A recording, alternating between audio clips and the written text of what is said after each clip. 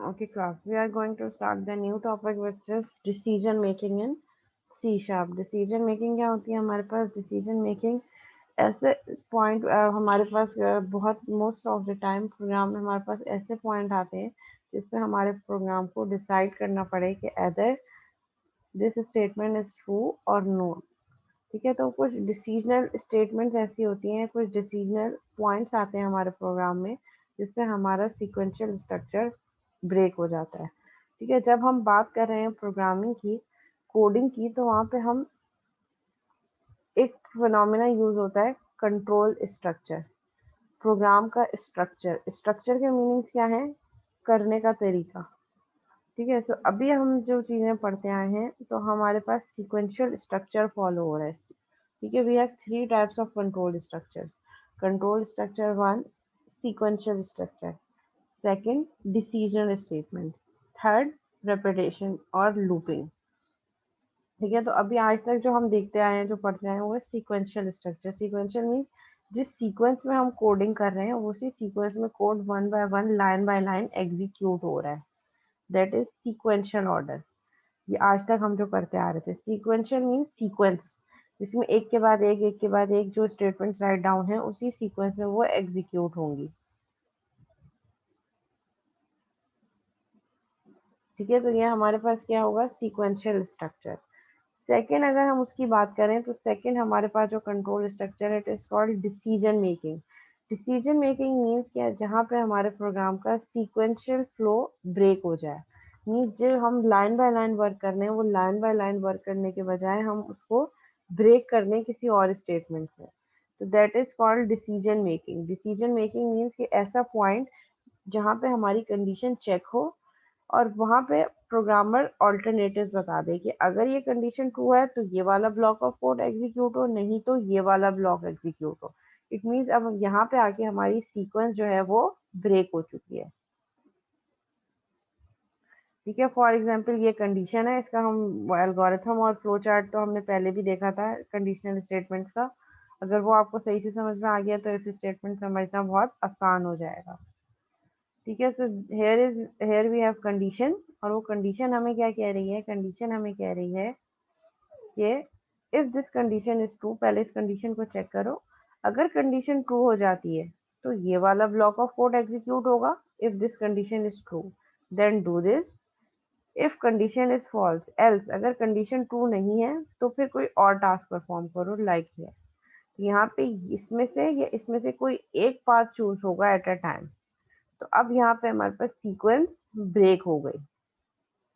Sequence means कि अब हम सीक्वेंस में नहीं चल रहे, कंडीशन चेक होगी, अगर कंडीशन ट्रू होगी तो जो उसका ऑल्टरनेटिव होगा हम वो एग्जीक्यूट करेंगे, अगर ट्रू नहीं होगी तो जो नेक्स्ट ऑल्टरनेटिव होगा, यानी कि जो हमने दो ब्लॉक ऑफ कोड दिए हैं उन दो ब्लॉक ऑफ कोड में से एट अ टाइम कोई एक एग्जीक्यूट होगा। तो यहाँ पे डिसीजन मेकिंग यूज करते वक्त हमारे पास सीक्वेंशियल स्ट्रक्चर ब्लॉक ब्रेक हो गया, यानी कि जो हम सीक्वेंस में काम कर रहे थे वो अब उसी सीक्वेंस में स्टेटमेंट एग्जीक्यूट नहीं होंगी। ठीक है, सो हमारे पास कुछ स्टेटमेंट्स है जो डिसीजन मेकिंग में हमें हेल्प आउट कर रही होती है। ठीक है, वो स्टेटमेंट कौन सी है? सबसे पहले इफ स्टेटमेंट, फिर उसी का ऑल्टरनेटिव इफ एल्स। आप इफ के साथ उसका ऑल्टरनेट पार्ट भी दें। इफ का मतलब तो ये कि अगर ऐसा है तो ये कर लो। इफ एल्स कह रहा है इफ एल्स, अगर ऐसा है तो ये करो, नहीं तो एल्स, अगर ये कंडीशन ट्रू नहीं है तो एल्स वाला पोर्शन एग्जीक्यूट करो। नेस्टेड इफ स्टेटमेंट, इफ के अंदर एक इफ को नेस्ट कर देना। Then we have another statement which is called switch statement, which is also used for decision making, and nested switch statement. So these all are the statements which are used for decision making in C sharp. तो हम इनको one by one discuss करेंगे और उसके बाद फिर हम ternary operator भी डिस्कस करेंगे। ठीक है, सबसे पहले हम इफ स्टेटमेंट देखते हैं कि इफ स्टेटमेंट हमारे पास कैसे काम कर रही है।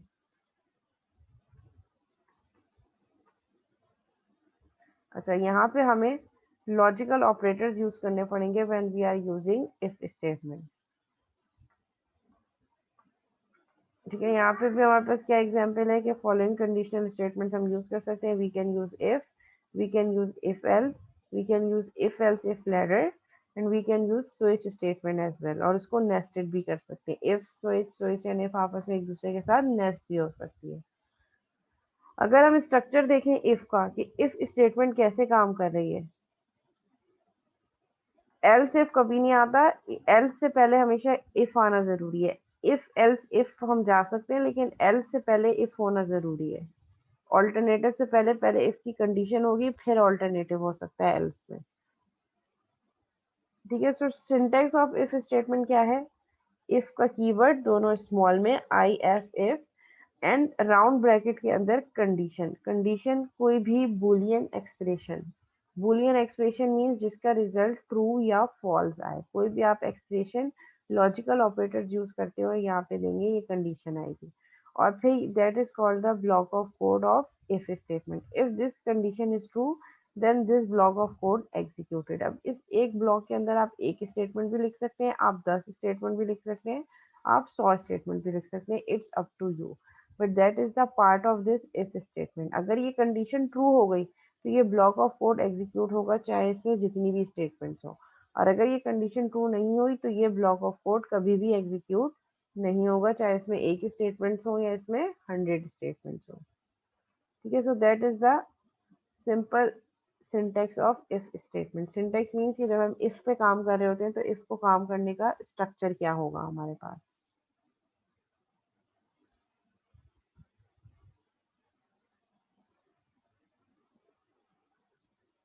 ठीक है, वो कह रहे हैं कि हमारे पास इफ स्टेटमेंट दोनों चीजें जो है वो लोअर केस में होंगी। अगर हम अपर केस में लिखेंगे तो हमारे पास कंपाइलर एरर शो करेगा, क्योंकि सी शार्प जो है वो हमारे पास क्या है, केस सेंसिटिव लैंग्वेज है। ठीक है, लेट सपोज अब इसको हम प्रोग्राम के थ्रू इफ स्टेटमेंट एग्जीक्यूट करके देख लेते हैं। ये सब मैं रिमूव कर देती हूँ।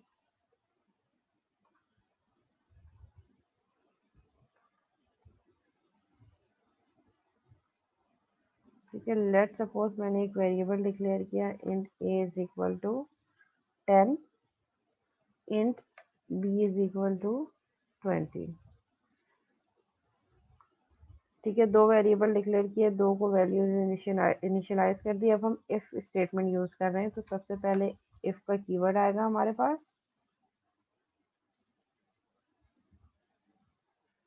ये एडिटेड की शेयरिंग हो रही है ना आपके पास?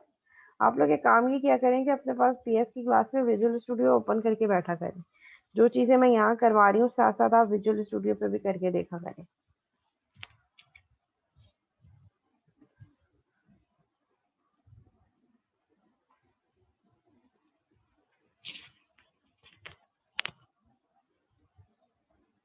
ठीक है, मैंने यहाँ इफ की स्टेटमेंट यूज की, और ब्रैकेट के अंदर मेरे पास कंडीशन आएगी, और ये मेरे पास बॉडी ऑफ इफ आ गई।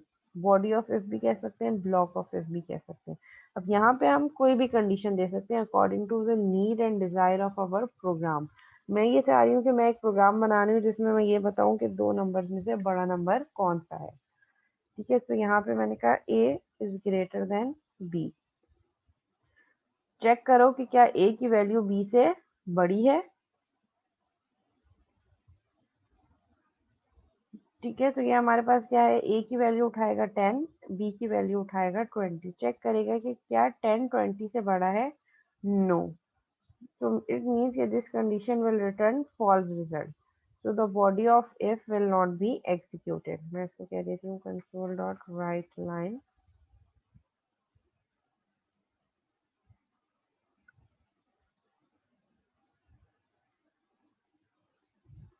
a is greater than b print हो जाए। ठीक है, इसको रन करके देख लेते हैं। कुछ भी प्रिंट नहीं हुआ, because this statement is not true. A is greater than b नहीं है।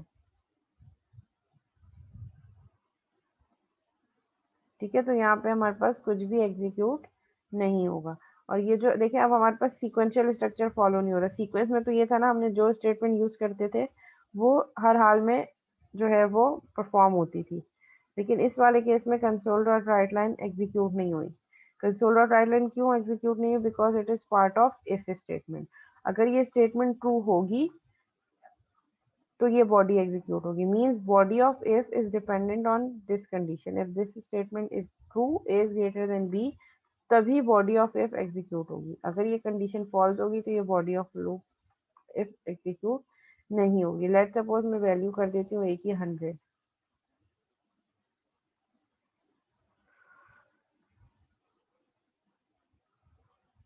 अब इस केस में ए की वैल्यू बी से बड़ी हो गई, जिस कंडीशन ट्रू हो गई तो हमारे पास क्या प्रिंट हो जाएगा,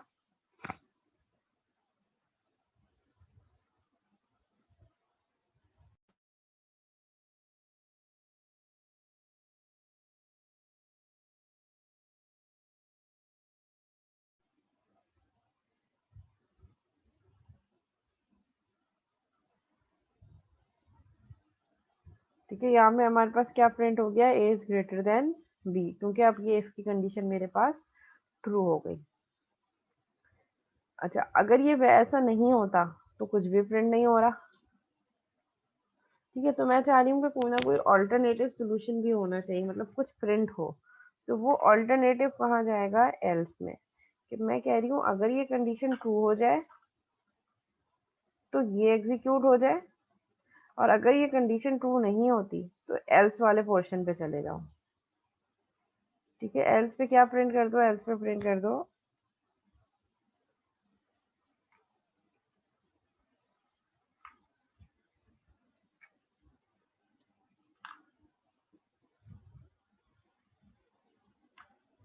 एल्स पे प्रिंट कर दो ए इज लेस देन बी।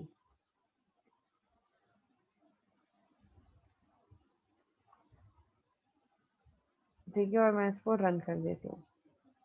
तो इस वाले केस में देखें, अगर फर्स्ट स्टेटमेंट इफ की स्टेटमेंट ट्रू नहीं भी होती तो अब ये वाली स्टेटमेंट एग्जीक्यूट नहीं होगी, बल्कि अब मेरा कोड ऑटोमेटिकली एल्स वाले पोर्शन को एग्जीक्यूट कर देगा। तो इफ के साथ एल्स हम हमेशा एज एन ऑल्टरनेटिव यूज करते हैं कि अगर ये स्टेटमेंट ट्रू नहीं हो रही तो इसके ऑल्टरनेटिव में ये चला दो। अच्छा, अब यहाँ पे वही चीज़ कि अगर हम ए और बी की वैल्यू यूजर से इनपुट लेना चाहें बिल्कुल ले सकते हैं। पिछली जो चीज़ें पढ़ते आ रहे हैं वो सब एक दूसरे से यहाँ पे कनेक्टेड है। तो अगर आप ए और बी को यूजर से इनपुट लेना चाह रहे हैं तो आप यूजर से भी इनपुट ले सकते हैं। लाइक मैं यहाँ पे कर दूंगी,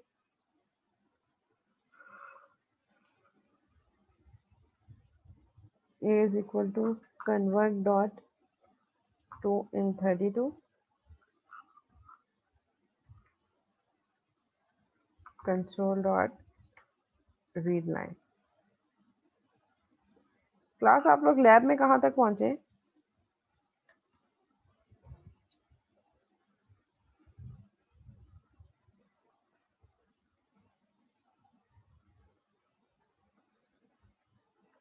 and then console dot read line।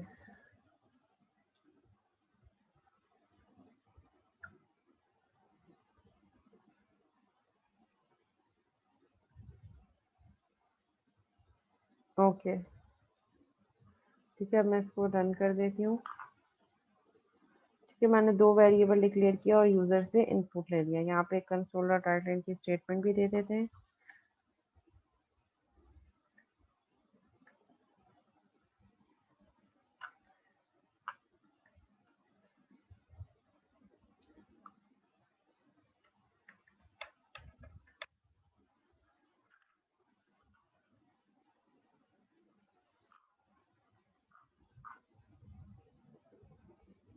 ठीक है, इसको रन कर देते हैं। वो क्या कह रहा है, input values for a and b. पहले जब तक मैं एंटर प्रेस नहीं करूंगी वो ए की वैल्यू के लिए वेट करेगा। लेट से मैंने ए की वैल्यू दे दी 55। अब ये बी की वैल्यू मुझसे इनपुट मांग रहा है।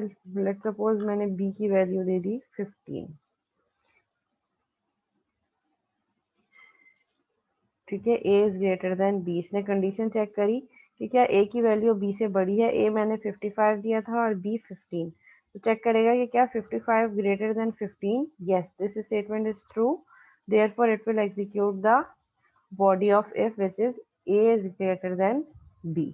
तो A is greater than B print हो गया। अगर ऐसा नहीं होता, ठीक है, लेट सपोज मैं कह रही हूँ कि ए की वैल्यू मेरे पास 10 है और बी की वैल्यू मेरे पास 15 है, तो इस वाले सिनेरियो में मेरे पास ये इफ की कंडीशन ट्रू नहीं है। तो जब इफ की कंडीशन ट्रू नहीं है तो body of if will not be execute, और ये कहाँ चला जाएगा, एल्स वाले पोर्शन में, ए इज लेस देन बी। और प्रिंट हो जाएगा ए इज लेस देन बी। तो एल्स वाला पोर्शन हमेशा तब एग्जीक्यूट होता है जब इफ वाली कंडीशन फॉल्स होती है। ठीक है, तो ये हमारे पास इफ एंड एल्स वाला सिनेरियो आ गया।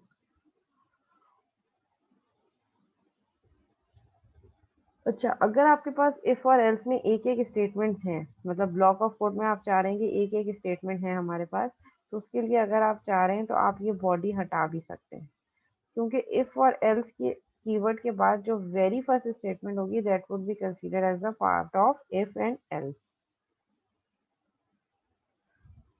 ठीक है, आप ब्लॉक ऑफ कोड यूज करना चाह रहे हैं आप, वो उससे ये होता है कि आपका कोड जो है वो थोड़ा सा एक मीनिंगफुल वे में चला जाता है। और अगर एक से ज़्यादा स्टेटमेंट है तो उसके लिए तो आपको हर हाल में ब्लॉक ऑफ कोड यूज़ करना पड़ेगा, क्योंकि अगर मैं यहाँ पे इसके बाद कंसोल डॉट राइट लाइन की स्टेटमेंट यूज़ करूँगी तो कंपाइलर मुझे एरर शो करेगा, क्योंकि इसके बाद मैं कोई एक ही स्टेटमेंट दे सकती हूँ जो इसका पार्ट है, और वो एल्स के बाद एल्स और इफ देखें, क्योंकि ये इफ की फर्स्ट स्टेटमेंट और ये इफ के साथ ही कनेक्ट हो रहा है एल्स, तो ये जो ये वाली स्टेटमेंट है कंपाइलर अंडरस्टैंड नहीं कर सकेगा, ये स्टेटमेंट मिसप्लेस्ड होगी। ठीक है, मैं कुछ भी प्रिंट करवा देती हूँ यहाँ पे। ठीक है, यहाँ पे देखें एरर आ रहा है, else can not start a statement. वो कह रहा है कि क्योंकि ये एल्स इस इफ का पार्ट है, तो अगर अच्छा अगर इसको मैं ब्लॉक ऑफ कोड के अंदर कर दूंगी तो एरर हट जाएगा।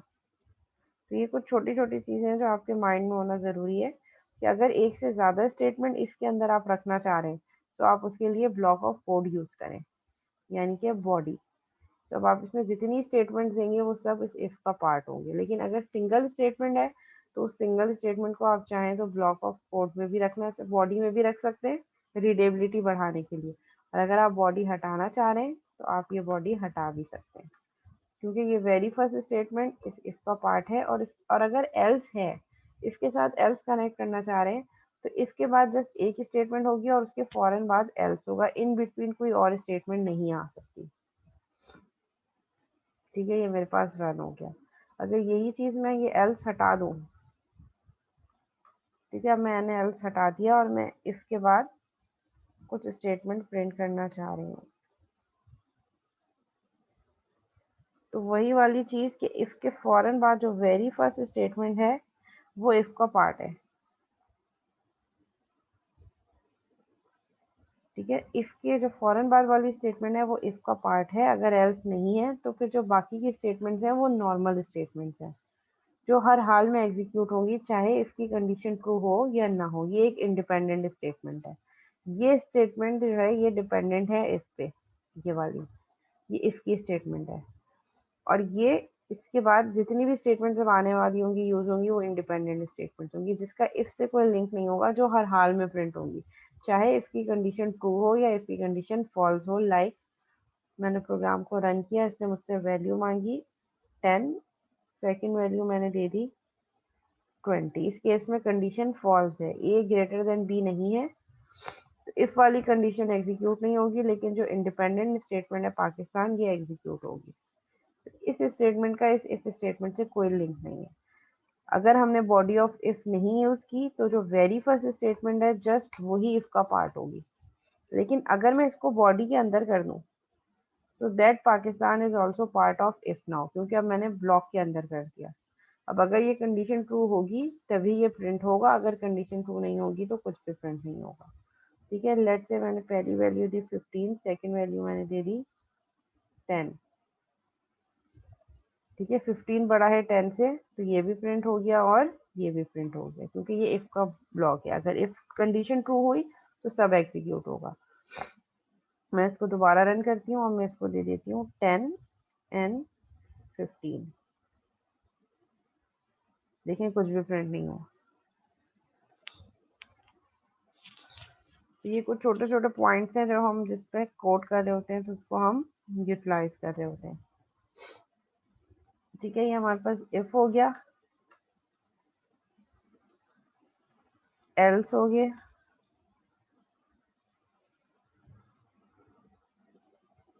अच्छा एक प्रोग्राम अगर हम कहें कि हम इम्प्लीमेंट करना चाह रहे हैं इसको सिनेरियो में कन्वर्ट कर देते हैं। ठीक है, ये तो सिंपल है ना, 2 नंबर्स प्रिंट हो रहे हैं। अगर मैं इसको सिनेरियो बेस्ड, तो बस सिनेरियो को समझने की ज़रूरत होती है, क्वेश्चन को लॉजिक्स यही लग रही होती है। लेट सपोज मैं आपसे कह रही हूँ कि 2 फ्रेंड्स हैं, आप जब प्रोग्राम को रन करें तो आपका प्रोग्राम उन 2 फ्रेंड्स की एज पूछे, पहले नाम पूछे, फिर उसकी एज पूछे, और फिर ये डिटरमाइन करे कि उन दोनों में से बड़ा कौन है। ठीक है, तो उसके लिए हमें कुछ नहीं करना, उसके लिए हम इसमें ही थोड़ी बहुत मॉडिफिकेशंस करेंगे। वो मॉडिफिकेशन कैसे करेंगे, पहले हम कर देते हैं console dot write line input name of friend 1। ठीक है, फ्रेंड 1 का नाम इनपुट करो।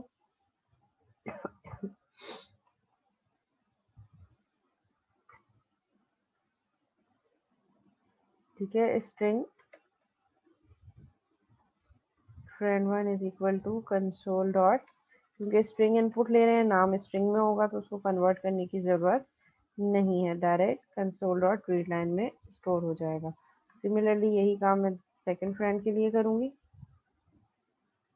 इनपुट नेम ऑफ फ्रेंड 2, और यहाँ पे हम वेरिएबल कर देते हैं स्ट्रिंग फ्रेंड 2। अब फिर हम एंटर करते हैं इनपुट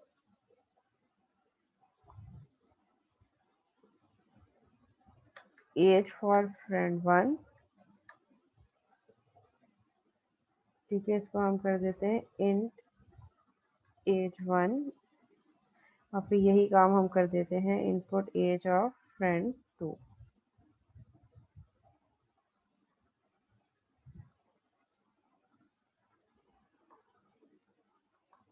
ठीक है, सेकंड वेरिएबल का नाम हम कर देते हैं age, to enter age for friend 2। ठीक है, यूजर से इनपुट ले लिया हमने। अब हम लॉजिक क्या लगाएंगे, ये हटा देती हूँ, स्टार्ट से करते हैं इफ एज 1 जो कि फ्रेंड 1 की एज है इज ग्रेटर देन एज 2 जो कि फ्रेंड 2 की एज है। अगर ऐसा है सो क्या प्रिंट कर दो, console dot write line friend 1 is older then friend 2। ये स्टेटमेंट प्रिंट करवा दी। एल्स अगर ऐसा नहीं है, यानी कि अगर एज 1 ग्रेटर देन एज 2 नहीं है, so console dot write line friend 2 is older than friend 1। ठीक है, ये मैंने स्टेटमेंट प्रिंट करवा दी, if and else. First statement इस इफ का पार्ट है और ये वाली स्टेटमेंट इस एल्स का पार्ट है।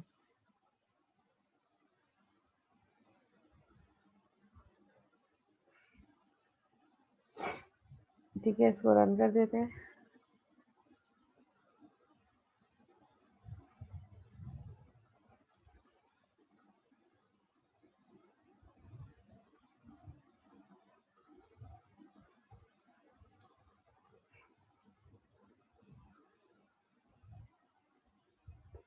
क्या एरर है,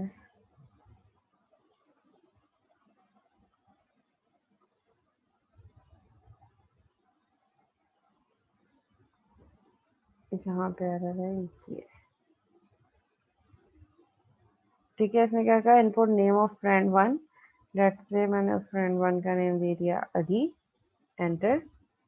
input name of friend 2 Usman, enter. दोनों के नाम एंटर हो गए।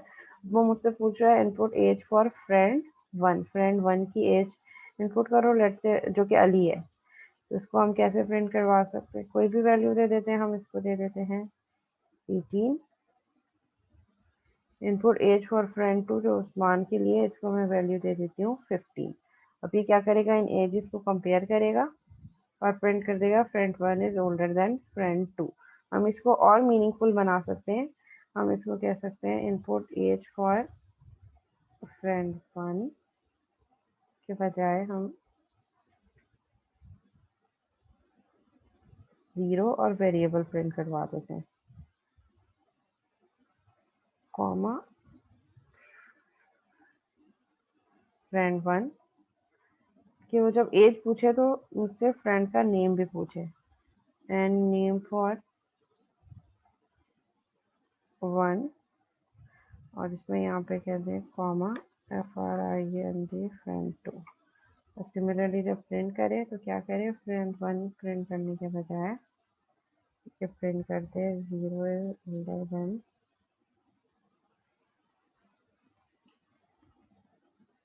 1, और कॉमे के बाद हम लगा दें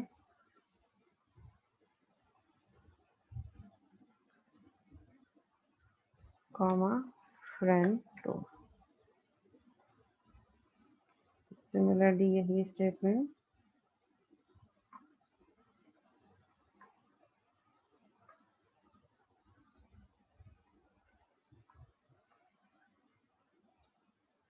अच्छा, ये इसको हम थोड़ा सा इंडेंट कर देते हैं। इसके साथ जो स्टेटमेंट होती है उसको एक स्पेस, एक टैब देते हैं, इसी तरह एल्स के साथ एक टैब। तो ये अलाइनमेंट इस तरीके से होती है। साथ साथ करते हैं तो थोड़ी कंफ्यूजन होती है, इसलिए हम इसको थोड़ा सा अलाइनमेंट थोड़ी सी इसके आगे कर देते हैं।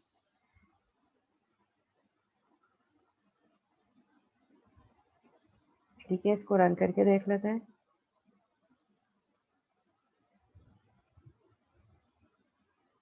ठीक है, input name for friend one, let's say मैंने फ्रेंड वन का नेम दिया अली, फ्रेंड टू मैंने कर दिया उस्मान।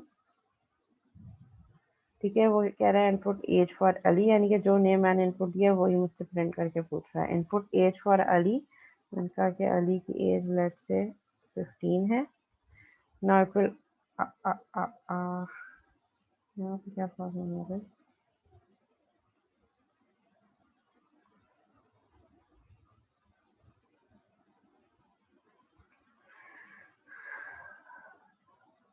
अली उस्मान, अली के एज मैंने 15 दे दी। क्या हो गया,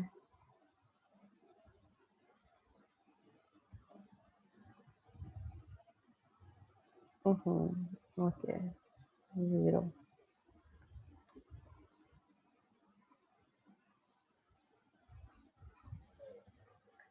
Ali Usman, input age for Ali 15, age for Usman 18, Usman is older than Ali. तो उसने नेम के साथ प्रिंट करके बता दिया कि उस्मान जो है वो बड़ा है अली से। किस बेसिस पे, क्योंकि उस्मान की एज 18 है और अली की एज 15 है। तो इन वैल्यूज की बेसिस पे इसने प्रिंट करके दिखा दिया। सिमिलरली हम इसको दोबारा रन करते हैं। मैंने नेम दिया फ्रेंड वन का अली,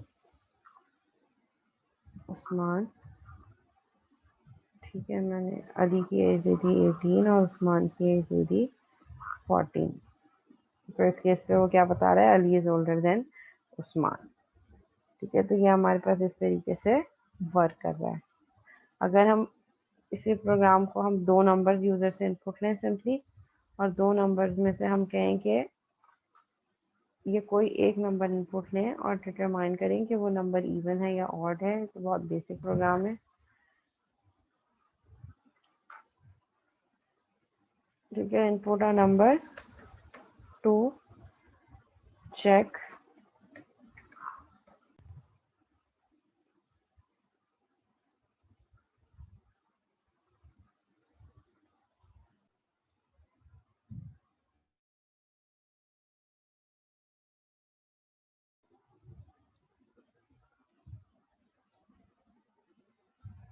ठीक है, थोड़ा number to check whether it's even or odd, और इसको हम कर देते हैं इंट नंबर। एक्चुअल चीज़ जो हमारे कोड में जो इम्पोर्टेंट होगी वो ये होगी कि हम जो इफ की कंडीशन के अंदर जो लॉजिक लगा रहे हैं वो लॉजिक क्या है। एक्चुअल चीज़ जो हमारी मैटर कर रही होगी वो ये इफ की कंडीशन होगी। ठीक है, इसके लिए हम क्या करते हैं, हम इवन और ऑड, कोई भी नंबर इवन कब होता है, जब वो डिविजिबल होता है 2 से।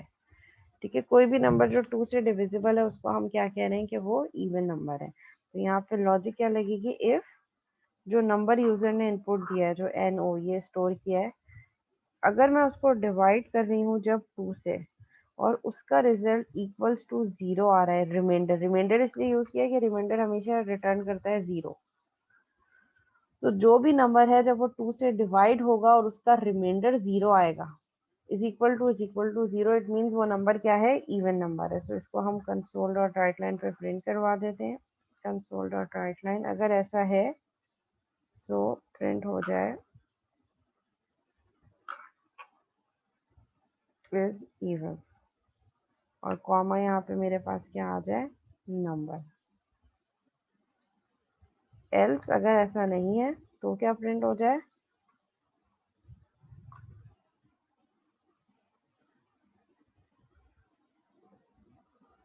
Number is odd. एल्स वाले पोर्शन में हम इसको रन करते हैं। कोई नंबर इनपुट देती हूँ, लेट्स से 5, 5 इज ऑड। दोबारा रन करती हूँ, कोई नंबर देती हूँ 10, 10 इज इवन। जो भी नंबर दूंगी उसी के अकॉर्डिंगली वो मुझे बता देगा कि मेरा ये नंबर इवन है या ऑड है। 105 ऑड, रन। 50, 50 is even. तो जो भी नंबर हम इनपुट दे रहे हैं इसको बता रहा है कि इवन है या ऑड है। देखो डिवाइड जो है ना, मैंने पहले ही जब ऑपरेटर्स बताए थे तो मैंने आपको कहा था कि डिवाइड और रिमाइंडर का डिफरेंस हमेशा याद रखना। डिवीजन क्वोशिएंट रिटर्न करता है। अगर मैं 4 को डिवाइड कर रही हूँ 2 से, तो डिवाइड ऑपरेटर 2 रिटर्न करेगा। 2, देखो एक मिनट रुको, मैं इसको उस पर करके बता देती हूँ। ठीक है, अगर मैं कह रही हूँ 4 डिवाइडेड बाय 2, तो 4 अंदर आएगा, 2 बाहर जाएगा। 2 2 जा 4, रिमाइंडर 0। तो डिवीजन ऑपरेटर हमेशा हमें ये वाला पोर्शन बता रहा होता है, क्वोशिएंट 2।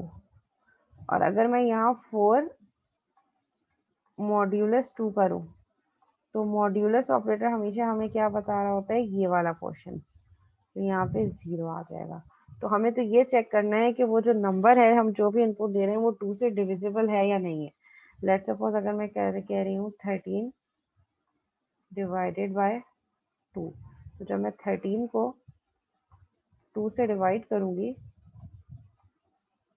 तो 2 6 12 और रिमाइंडर बचेगा 1। तो यहाँ पे 13 डिवाइडेड बाय 2 क्या रिटर्न करेगा, 6।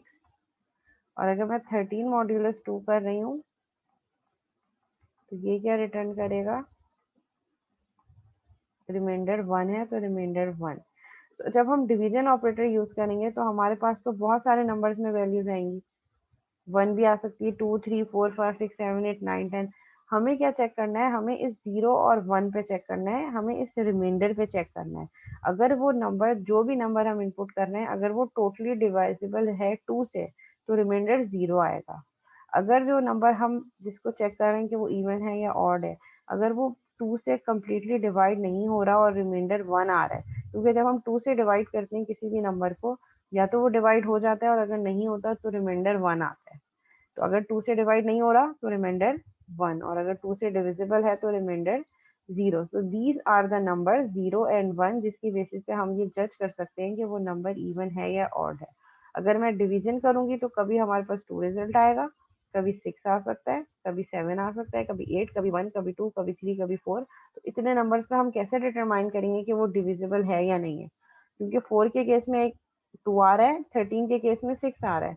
तो हम कैसे आइडेंटिफाई कर सकते हैं कि एदर हमारे पास जो है वो नंबर इवन है या ऑड है। हम सिर्फ इस बेसिस पे कर सकते हैं, इस रिमाइंडर ऑपरेटर के। अगर जिस नंबर को मैंने 2 से डिवाइड किया है, अगर रिमाइंडर ऑपरेटर 0 आ रहा है, इट मीन्स कि वो नंबर इवन है।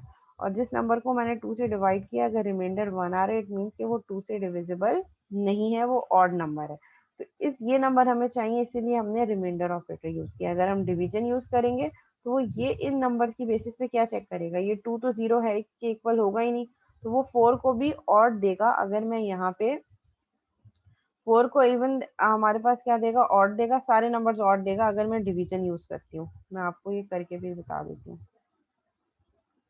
ठीक है, लेट्स सपोज मैं यहाँ पे क्या कह रही हूँ, मैं यहाँ पे कह रही हूँ मॉड्यूलस के बजाय हम डिवीजन लगा देते हैं। ठीक है, और रन करते हैं। यूजर से हम इनपुट ले लेते हैं 4, 4 इज ऑड। किस बेसिस पे कर रहा है? 4 को डिवाइड करेगा 2 से, और डिवीजन वाला ऑपरेटर क्या रिजल्ट रिटर्न करेगा? 2। चेक करेगा कि क्या 2 इज इक्वल टू 0 है, तो ऐसा नहीं है। तो इस वाले केस में हमें क्या करना पड़ेगा? हमें मॉड्यूलस ऑपरेटर यूज करना पड़ेगा। ठीक है, डिवीजन ऑपरेटर क्या रिटर्न करेगा? ये 2। अब वो उस 2 को चेक करेगा कि क्या 2 इज इक्वल टू 0 है। 2 इज इक्वल टू 0 नहीं है तो वो ऑड दे देगा। इसीलिए हम हमेशा यहाँ पे मॉड्यूलस ऑपरेटर यूज करेंगे। अच्छा, मैं पहले अटेंडेंस ले लूँ उससे पहले कि मीटिंग एंड हो जाए।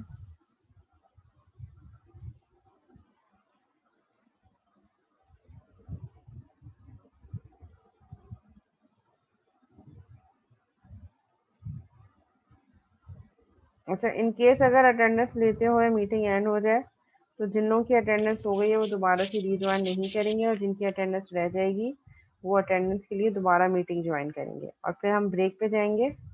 अटेंडेंस के बाद 10:40 पे हम अपना सेशन दोबारा स्टार्ट करेंगे आफ्टर ब्रेक।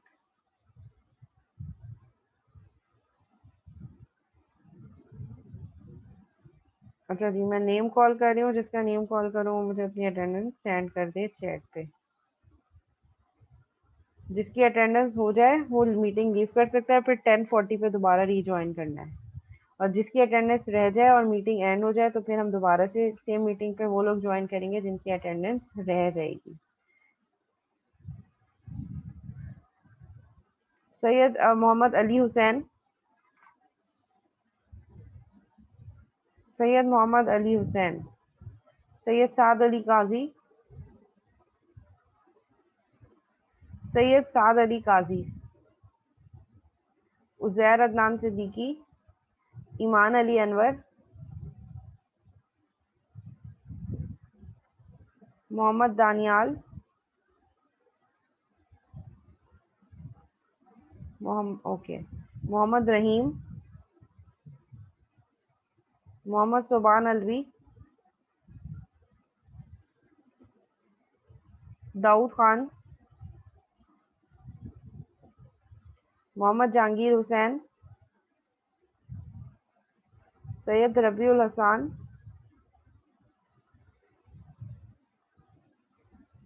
सैयद